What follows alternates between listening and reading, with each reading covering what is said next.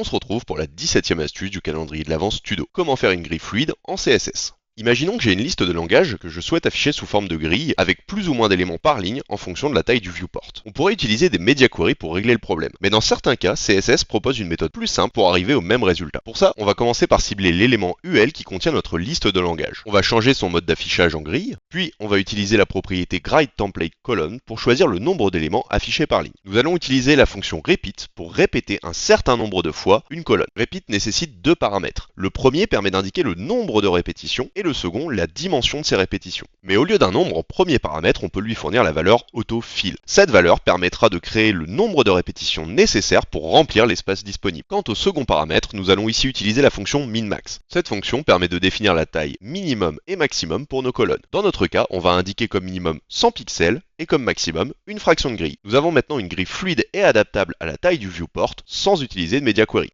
À demain pour une nouvelle astuce.